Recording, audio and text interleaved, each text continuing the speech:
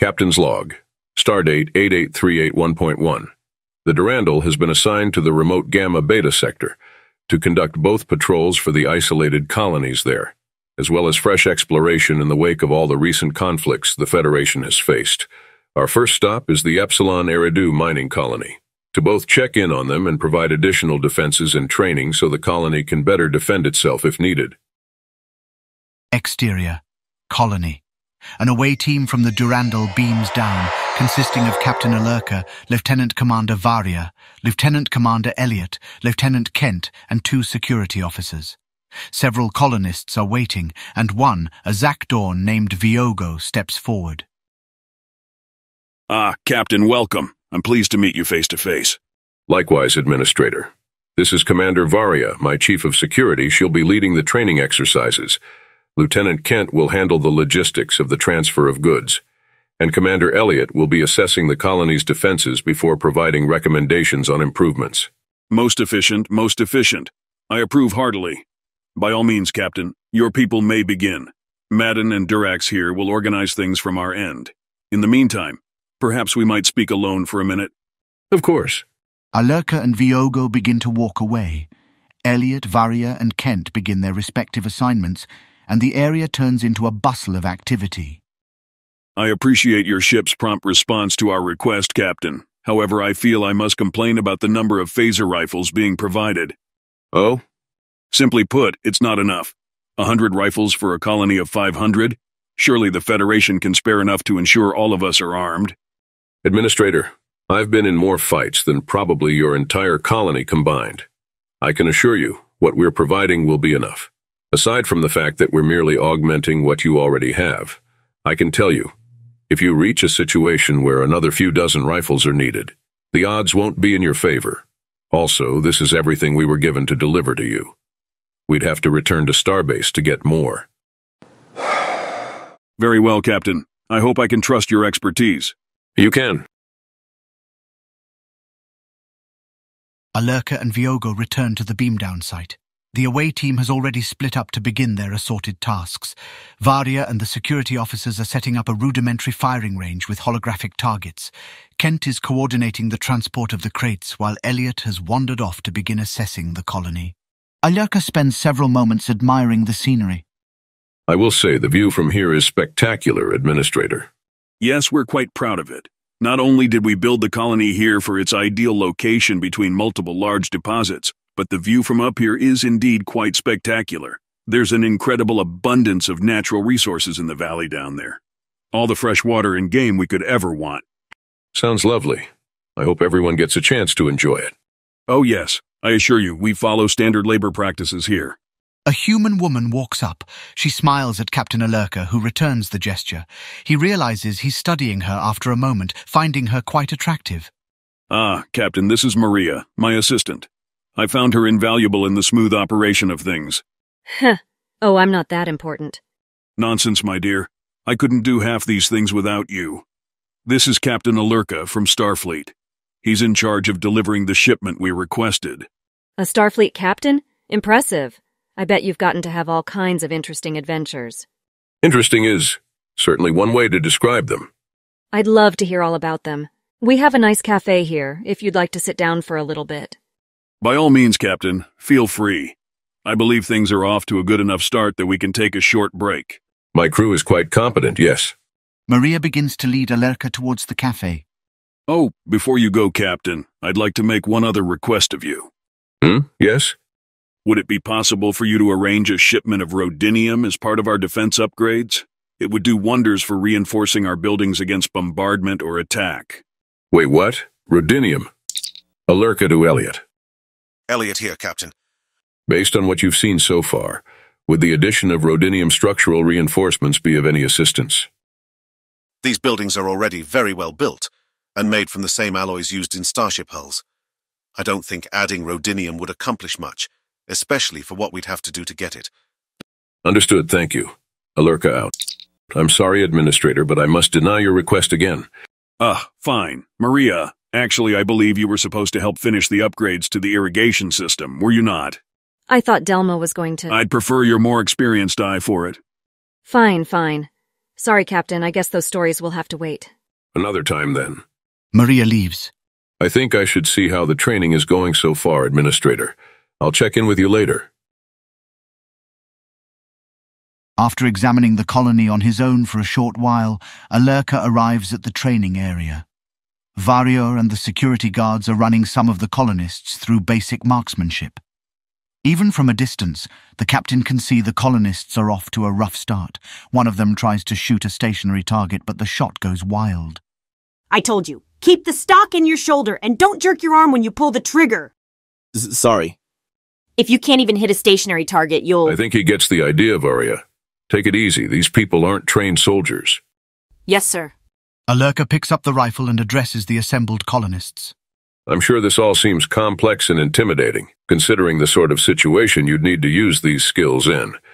But I promise, with even just some basic training, you can feel confident in your abilities. He readies the rifle and demonstrates aiming it. As Varia was saying, you want to keep the stock firm against your shoulder to support your aim. Align the rear and fore sights in your lenses and squeeze the trigger by twitching your finger. When you fire, only your finger should move. Moving your arm will disrupt your aim. That's a lot to remember in the heat of battle. It is, but with practice you'll pick it up and it'll be like a reflex. You won't even need to think, just like any other learned skill. Here, I'll show you. Alurka goes to the holographic controls and enters some commands. 3 Jem'Hadar soldiers appear at the far end of the range. He enters the range. Begin. Varia activates the program.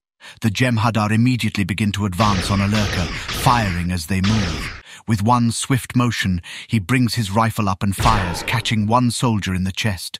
Before the soldier has even hit the ground, Alurka ducks behind a rock, taking shelter from the incoming fire. Use cover when you can. The smaller of a target you present, the harder it'll be to hit you. Alurka sprints from the rock, firing as he moves. His first few shots go wide, forcing the Jem'Hadar to take cover themselves. However, one catches a soldier and knocks him over. While the last soldier is taking cover, Alurka climbs over another rock and leaps, firing at the soldier from above and striking it. The holograms fade away as the simulation ends. Don't be afraid to attack from an unexpected direction either. Battles are much easier to win when your enemy isn't even aware they're in a fight. He returns to the firing line and sets the rifle down. The colonists are either staring at him or muttering to themselves. One last demonstration. Although phasers are plenty powerful, you may still find yourselves forced to resorting to hand-to-hand combat. Hopefully it won't come to that, but being able to defend yourself in melee combat can often be just as important as doing so with the phaser. Varia, care for a bout? Like you need to ask. The two of them grab training knives and face off in an open area near the range. The colonists gather to watch. Probably the most important thing to remember is your reach. You can only hurt them if they're close enough to hit. With a gesture from Alurka, Varia lunges in. Alurka sidesteps and brings the blade against Varia's throat. Standing still is a good way to get shot or stabbed. Always be moving and don't be afraid to get inside your enemy's reach. Varia tries to sweep kick Alurka's legs, but he jumps over and smacks the butt of his knife against the top of her head. She staggers back, grimacing in pain. Oh, now you're getting me into this. Use every part of your body as a weapon. Study martial arts. They're a fantastic source of knowledge for understanding your body and how you can move it. And don't be afraid to take a little pain in the name of victory. Makes it more fun anyway. If you say so. This time, Alurka lunges in, but his initial attack is merely a feint. Varia tries to sidestep, only to find her leg blocked by Alurka's, and she's pushed to the ground, Alurka's knife at her throat again. Was that enough pain for you? Yeah. They stand back up. I know this was all a lot to take in. Consider it an introduction. My officers here will go over these things in more detail for you, and we'll leave equipment you can use to train with. I hope you find it useful. He begins to walk off, but the colonist speaks up again. How do you know so much about fighting? I thought Starfleet was about science and stuff. Alurka pauses, then turns.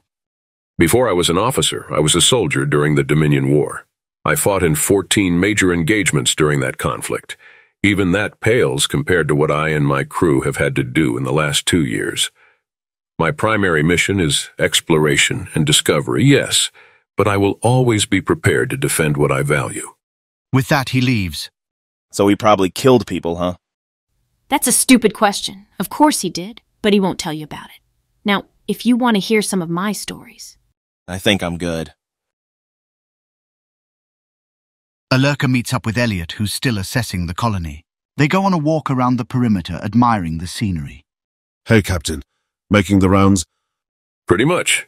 Final checks before I beam up. Seems like everyone's got things in hand now. I'd be embarrassed if they didn't.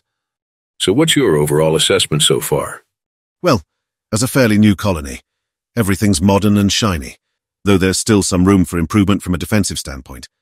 A few anti-air batteries, transport inhibitors, deployable barricades, nothing we'd break a sweat providing. I'm sensing a but after that, though. You know me too well, sir. I think a cluster of orbital defense turrets would do wonders for deterring attackers as well. Those are, of course, a bit harder to procure. We have some on board, although they were earmarked for Landio 3. Exactly. I'd certainly feel more comfortable if we could add them to the setup here. Well, we're not due at Landio 3 for another several weeks, so we might be able to manufacture enough in the meantime, or improvise when we get there. That's a tall order, but I'm reluctant to admit a not impossible one. It'll probably just mean some double shifts. Gives you an excuse to get out of losing to me at poker, then. Not bloody likely. I'll put Jones on it if I have to. I'm sure she'll love that. I'm also thinking, Viogo has been demanding a lot of extra stuff from us, none of which seemed necessary, so I turned it all down. Perhaps if we presented these turrets as a gift, that'd smooth things over. I doubt it'd hurt. He did strike me as a bit of a slimy type. He's probably just trying to do right by his people. I can certainly understand that. Sir, I find myself wondering something. What's that? We should be out here exploring, shouldn't we? Pushing back the boundaries of the frontier. But here we are, arming a mining colony as if we're expecting this system to become a war zone, even though there's no known threats in the area. Does it bother you at all? Of course it bothers me. I'd rather be doing that too. But given how many different conflicts the Federation has had to weather in the last 2 years, it's not surprising they've gotten more cautious. War tends to make people insular, more prone to looking inwards. Things like exploring the unknown take a back seat to survival. Hopefully, by the end of our tour here, we'll have done plenty to help convince the core worlds of the importance of continuing our primary mission. I knew you were going to give me a speech. I shouldn't have asked, even if you're right. You should know me by now. Come on. Alurka's communicator chirps. It's a hail from Commander Wakala. Durandal to Captain Alurka. Come in. Alurka here. What is it? The subspace wormhole of unknown origin is just open near the ship. Our initial scans can't determine what's causing it. I suggest you return to the ship, sir. Very well, on my way. Alurka out. Well, guess you're in charge until I get back. Don't blow the place up. 50-50 chance. Alurka to Durandal, 1 to beam up.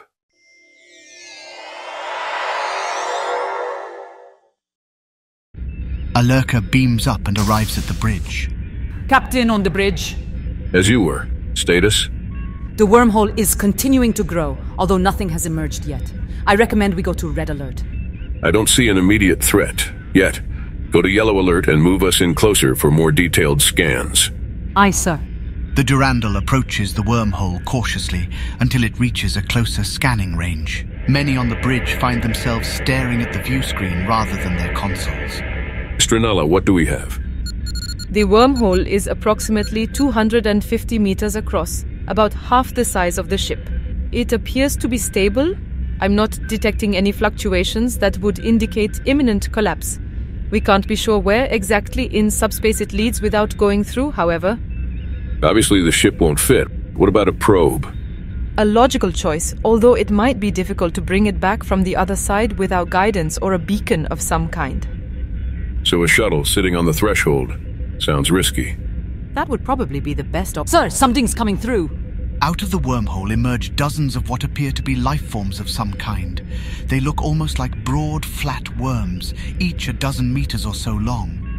Despite being in space, they seem to have no trouble moving and head straight for the Durandal. They're coming right for us! Shields up. The shields raise, but a handful of the creatures impact against the hull. They attach themselves to the hull and begin to glow softly. The shields are holding most of them back, but some got through. They've latched onto the hull. Are they trying to get inside? No, sir. It looks like they're positioning themselves over our weapons arrays. Sir, they're draining power from our beam banks. Try to blast them off. Aye, sir, firing. The shot has no effect. In fact, it only seems to stimulate the creature's hit, and they begin to multiply through spontaneous division. No effect. If anything, it seemed to feed them somehow. Feeding off antiprotons. Now I've seen everything. Actually, sir, I think they may be draining the protomatter in our weapon systems. I'm seeing a greater drain effect on our protomatter stores than the antiproton arrays. That's even worse. Our weapons will barely work without the protomatter, to say nothing of our power systems being all but crippled. As if on cue, some of the lights on the bridge flicker for a moment. Sir, we need to find a way to get them off the ship before they drain everything. I know. Time for a brainstorming session. Senior staff, I want a conference in 20 minutes.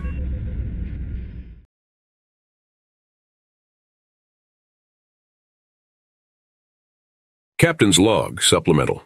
Administrator Viogo seemed determined to squeeze us for additional free resources, but I was able to stave off his demands. For now, we have a more immediate problem, in that a group of unknown life forms from subspace have emerged out of a wormhole and latched onto our ship, attempting to drain its protomatter reserves. Without them, most of our weapons won't function, and we can't get our team back from the colony with our shields up. The senior officers meet in the conference room to discuss the situation. They all spend a moment studying a display of the Durandal, indicating where the creatures have attached themselves, as well as where the worst of the power drains are happening. So I assume these creatures have never been encountered before. No, sir. There's nothing in the library computers about them. What have we learned about them so far? It appears they tunnel through subspace, emerging near potential sources of protomatter. How they detect it, I'm not sure. With how rare protomatter is, however, it stands to reason they essentially gorge on the stuff, slowly digesting it and using its vast energy potential to sustain themselves. Would it be possible to release a surge of protomatter? Maybe overfeed them and get them to leave? I'm skeptical that could work. Based on their physiology and at least comparing it to known examples with similar biology, I suspect there's no such thing as overfeeding for them. It'll simply stimulate them and compound our problems. You can almost think of them like tribbles in that regard. It seems like we can't even cut off the food supply either. Even with the weapons completely inactive, they're still pulling the protomatter through them. Disconnecting the protomatter storage would require extensive work, as the systems weren't designed to be separated. And if we just sat here and let them eat it all until they left? Our weapons would be all but useless until we return to a starbase for more protomatter. The power systems would be functioning at a reduced capacity as well. I don't like the idea of being nearly defenseless. Clearly, we don't have many options, but there's got to be something we can do. Ideas? The creatures came through a wormhole they created. Perhaps if we tried to destabilize it, they might flee back through. Given they're native to subspace, they probably couldn't survive for long outside of it. Like a bird diving underwater to catch a fish. Exactly. What would it take to destabilize the wormhole? I believe if we use the deflector to emit a subspace inversion field, that could cause enough of a disruption to make it begin to collapse. But not instantly. As long as we moderate the strength of the field, I believe it would take some time for it to collapse entirely. Good. Let's give the creatures enough time to escape. I'd rather not kill them if we can avoid it. Sir, they're threatening the ship. They're just looking for a food source. It's one of the most basic biological imperatives. I won't order their deaths just for that when they're not a dire threat. Yes, sir. All right. I think we have a good plan here. Let's make it so. Dismissed. A short while later, Alurka is back on the bridge. The preparations to destabilize the wormhole are nearly complete. Lieutenant Jones, how much longer? We should be ready to go in the next 10 to 20 minutes, Captain. Understood. Sir, I'm detecting another ship warping into the system. Configuration? It appears to be a medium cruiser, primarily of unknown manufacture, though I'm detecting elements of Andorian, Orion, and Klingon technology as well. That's certainly a choice of configuration. Under normal circumstances, it'd be no match for the Durandal. But with our weapons essentially offline, it's a different story. Indeed, sir. Are they taking an attack posture? No, sir. They're heading for the planet. Shields and weapons are offline. A small mercy. Hail them. Opening comms. This is Captain Alurka of the USS Durandal. You are approaching a Federation colony. Please identify yourselves and state your business. The comm opens and a female denobulan appears on the view screen. Hello, Captain. I am Fixifa, a representative of the Free Worlds League.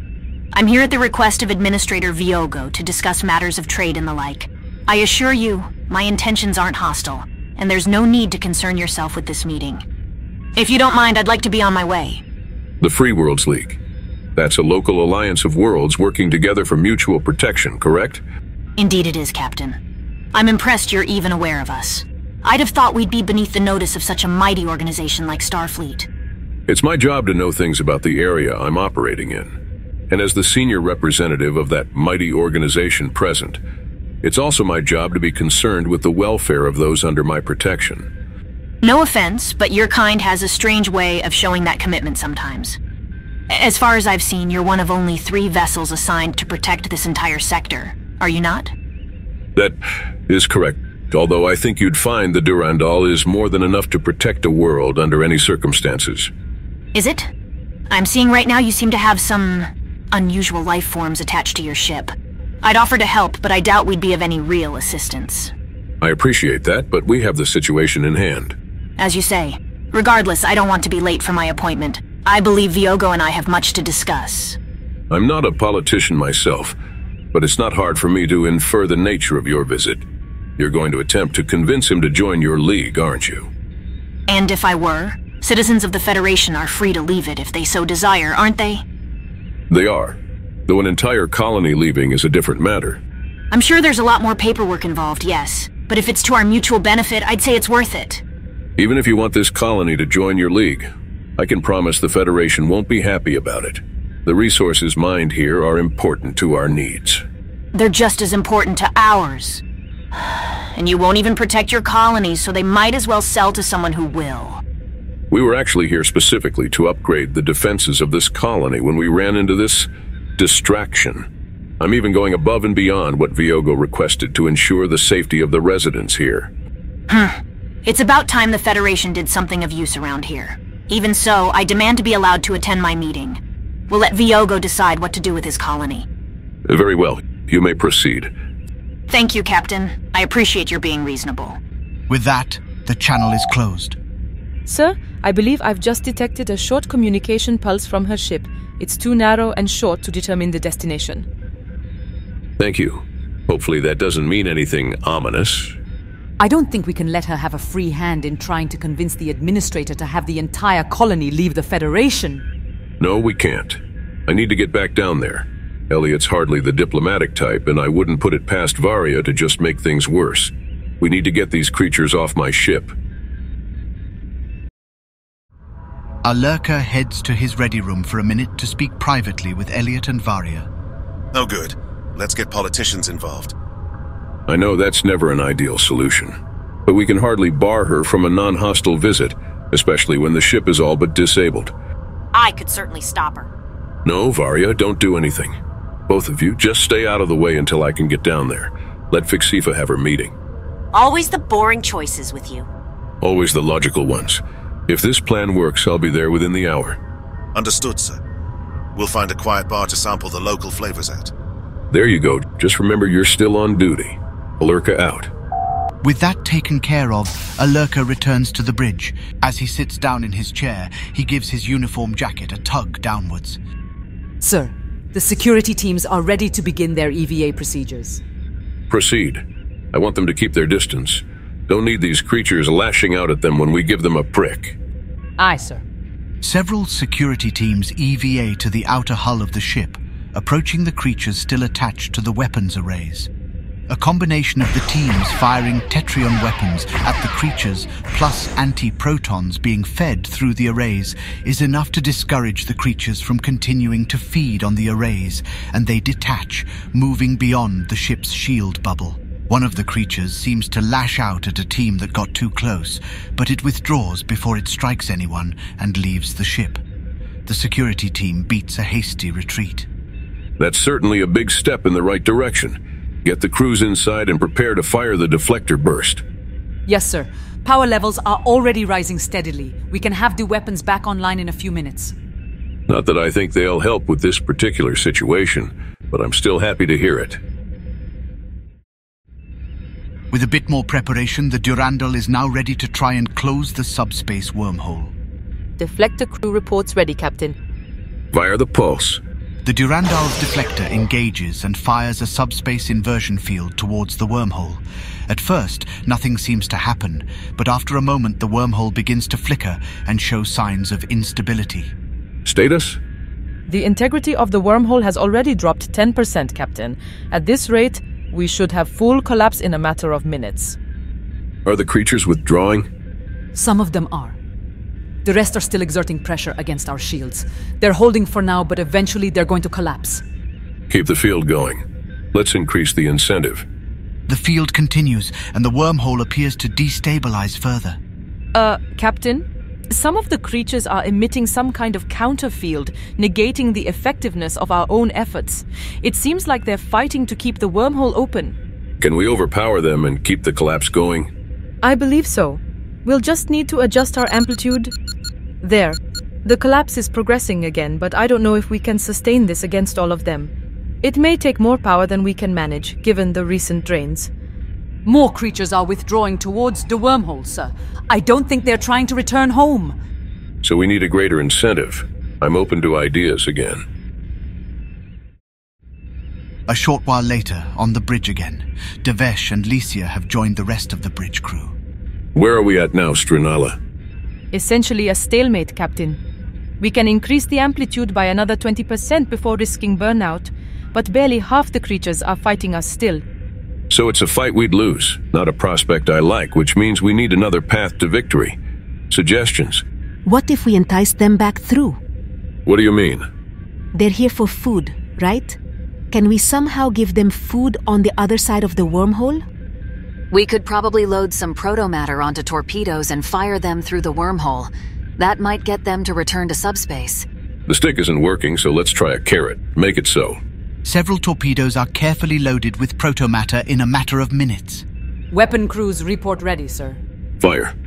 The torpedoes are launched into the wormhole. After they pass through the threshold, they detonate in a manner meant to simply spread the protomatter around, not destroy it. A long, tense moment passes. Suddenly, likely sensing trace amounts of protomatter coming back through the wormhole, a number of the creatures begin returning to subspace. It appears to be working, sir. The creatures are starting to return through the wormhole. Excellent. Let's bring the stick back out.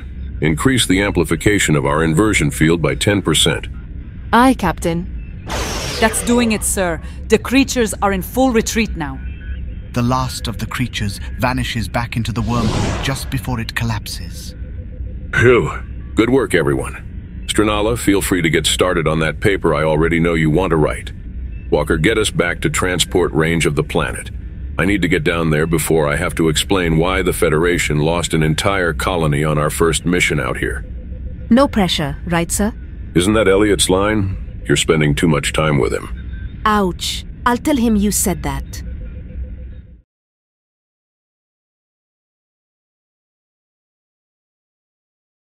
Captain's log, supplemental. We've successfully driven the creatures back into subspace without resorting to killing them all. I am concerned they may surprise us again in the future. But for now, I once again have more immediate concerns. Fixifa, a politician representing the Free Worlds League, a local non-aligned coalition, is attempting to convince Viogo to withdraw Epsilon Eridu from the Federation and join them. She's already gotten a head start thanks to the subspace parasites. Back on the colony surface, a lurker beams down into a scene of near pandemonium. A number of colonists are crowded around the entrance to Viogo's office building. Some are shouting angrily. That doesn't seem like a good sign. Elliot? Elliot appears out of the crowd and rushes over. What's going on? It's Varia, sir. I tried to get her to just relax, but she decided to take it upon herself to force these negotiations to stop until you could arrive. Because of course she did. The two of them make their way through the crowd to where Varia is in a standoff with two guards outside Viogo's office building. It looks like it could get violent at any moment. Varia, stand down. But... I said stand down. I'm here, so go somewhere else. Yes, sir.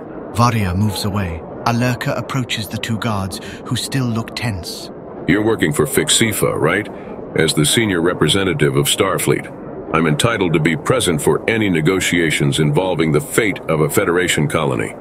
Will you let me through? How do we know you're not just going to get violent like she was about to? Would I have ordered my chief of security to go away if I wanted to overpower you two? Look, I'll hand over my phaser. Here, I promise I'm just here to talk. Fine, but just you. The rest need to stay out here. Of course, thank you. He heads inside and runs into Maria. Captain, welcome back. Unfortunately, the administrator is in an important meeting right now and asked not to be disturbed. I'm aware, Maria. I think I deserve to be in that meeting considering what it's about. I'm sorry, but Viogo apparently felt otherwise. I understand the Federation doesn't have much presence out here, but we're trying to change that. Getting undermined by having our colonies leave won't help, though. No, it won't. Viogo's going to be pissed at me, but go ahead. I don't want us to leave the Federation either. Now that you're finally addressing our needs, I think we'd be fools to leave. Thank you. I'll try to smooth it over with Viogo if I can, and maybe share some stories with you later. Maria smiles. I'd like that. Alerka heads to Viogo's office and steps inside. The office is well-maintained and functional. Viogo appears startled at first to see Alerka, but his surprise turns to annoyance. Fixifa, meanwhile, merely looks pleased. Alerka tries to maintain his composure, certain that's not a good sign. I see I underestimated Maria's attraction to you, Captain. Or she's smart enough to see reason when it presents itself. You know I should be here for these discussions. Perhaps. But now that the matter is settled, there's no need for your presence anymore. Also, I'm glad to see you were able to resolve the issues your ship was facing. Alerka ignores Fixifa's bait and focuses on Viogo. So that's it. Right as we're demonstrating our commitment to keeping you safe, you abandon us. Calm down, Captain. I haven't formally agreed to join the League yet, but I must admit, it's a highly tempting offer. For no change to our daily life, we make an extra 20% on what we mine, compared to the Federation's rates. And if I may be a bit blunt, Captain, the League is simply better equipped to deal with issues in this sector. We appreciate the Federation's presence, but you simply don't have the ships to keep all these systems adequately protected. We would be able to react far more quickly to a crisis than a distant Starfleet. I think you underestimate the abilities of my ship. Either way, Viogo, officially leaving the Federation will require a lot of paperwork. Are you sure you want to go through with it? If I can be honest, Captain, I'd probably have already sent Fixifa on her way had you acquiesced to my earlier requests. As it stands, to me it seems like you're doing the bare minimum to keep me in line. Like I pointed out at the time, your requests were unnecessary and wouldn't accomplish anything. But something that would help is what I was going to include with our defenses beyond what was previously discussed. Oh, what's that? Alerka pulls out a pad as he speaks, keys up some info, and hands it over to Viogo. My engineer made a suggestion that I agree with. In addition to the upgrades we were already going to provide, I was prepared to authorize the deployment of a full dozen military-grade orbital defense turrets. Nothing short of a battlecruiser could approach you without taking serious damage. You were going to do that for us? I was, at no charge. But if you'd rather rely on the League for your defenses, then so be it. I'll keep the turrets and the phasers we beamed down earlier. Well, when you put it like that, perhaps I have more to consider after all. I thought you might. Alerka smiles at Fixifa, who's no longer smiling for the first time since he walked in. It only takes a moment for Fixifa to recover her composure. Clearly she's played this kind of game before, and has plenty of practice despite her relative youth. That's an impressive offer, Captain. But I can assure you both that the League can easily match that level of firepower. We also have the advantage of our firepower being mobile. In fact, I think I can make an adequate demonstration right now. If you'll allow me a moment. She pulls out a communicator of some kind and sends a signal to somewhere. A moment later, Alerka's comm badge activates. Durandal to Captain Alerka. Alerka here. What is it, Commander?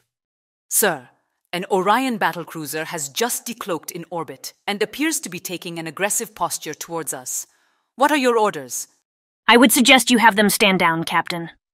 I doubt your Starfleet ship would be any match for one of ours. Alerka smiles again. Perhaps we should test that. Wakala, engage the battlecruiser, disabling shots only. I just want to demonstrate our abilities. No need to do any permanent damage. Aye, sir. Engaging. Administrator, do you have an uplink we can monitor the situation through? Of course. Just a moment. Viogo initializes a sensor uplink that displays readouts of the two ships on a large monitor on the wall. The three of them watch as the two ships approach, ready for combat. It only takes a moment for them to reach weapons range, and the battlecruiser fires first. Its shots are easily absorbed by the Durandal's shields. In return, the Durandal unleashes a volley that almost instantly blows away the starboard shields of the battlecruiser and strikes the engine section. The readouts indicate the battlecruiser's warp drive is now offline. Before the battlecruiser can come about to protect its vulnerable side, the Durandal unleashes another volley of its beams, dealing modest structural damage to the battlecruiser.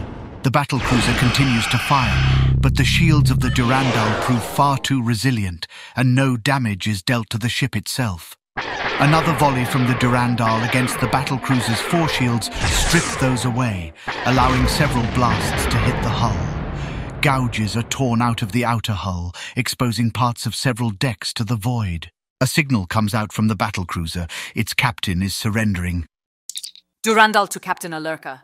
The battlecruiser has signaled its surrender. Understood. Stand down from battle stations. Good work, Commander. Thank you, sir. Durandal out. Alerka turns back towards Fixifa, who is struggling to hide her anger and embarrassment. I think that was an adequate demonstration. Viogo appears to have made up his mind. Yes, Captain, I believe it was. While Fixifa is still fuming, Viogo closes the sensor uplink and looks at Captain Alerka apologetically. I admit, I may have been too hasty, Captain. Between the turrets and the obviously vastly superior firepower of your ship, it seems quite clear our safety would be in better hands with the Federation after all. Alerka smiles, though he can tell Viogo is continuing to think strategically about something. How much of that is his Zakdorn nature, and how much is something else, he can't be sure. Fixifa, meanwhile, is furious, her composure fading rapidly. Just a minute, Administrator. Not moments ago, you were willing to join us in exchange for a greater payout rate than anything the Federation can provide. Just because of a lucky break in a combat demonstration, you're willing to forego all that extra profit? I suppose, to be fair, the Durandal is an incredibly advanced warship. We survived the Battle of Impersa and Siege of Kronos alike, but I know the captains of both the other Starfleet ships in this sector. I even used to command one of them. I don't think that contest would have gone much different. I'm starting to realize I should probably trust your opinion, Captain. Fine. Stay with the Federation, who won't be able to protect you. Look, Administrator, I can't promise anything right now, but I can argue for another 10% with my superiors. And if you refuse, I can't guarantee the safety of your colony from random attacks. Are you actually trying to threaten me now? Okay, stop. I think we're going about this all wrong. We're actually all on the same side, really. Fixifa, the League exists for mutual protection among the worlds in this sector, right? Yes. And Starfleet is committed to protecting the Federation colonies in this sector as well. We have the same overall goal. Believe me, I'm well aware of how badly stretched Starfleet has become in the last few years. I've lost count of the number of friends I've lost to all the conflicts we've been fighting. But we're not going to give up on our missions of protecting worlds like this one, or exploring the unknown. To that end, I don't see why our two organizations have to be fighting for control of resources or protecting worlds when we can work together. So, what are you proposing, Captain? I realize there's no formal agreement between our governments, but that doesn't mean we can't still cooperate. The whole reason you're trying to get this colony to join you is because you need the resources here, right? Yes, we do need what this colony can provide. Surely the Federation can spare these resources, as it has plenty of other operations elsewhere in the galaxy to meet its needs. It probably can, but that's not my decision to make. Although I believe I can still convince my superiors to authorize something your government can be satisfied with. What if we allocated, say, 20% of the colony's output to be sold to the League instead? That way you can still get some of the resources you need. That would still be useful, yes. At this point, I don't think you'll do much better. Fine. I guess I have no choice. This is not how I expected the day to go. I doubt it did for any of us. I understand you don't want to go back empty-handed, just like I didn't want to go back with news I'd lost an entire colony. I think this is a reasonable compromise. Also, I think we should talk to our respective governments about exploring the possibility of working together to protect the inhabited worlds of this sector. It would be far more effective than competing against each other. I suppose you may have a point there, Captain. You're nothing like I expected someone from Starfleet to be. We're not all bad, you know. What about my ship? I'll still need to explain that.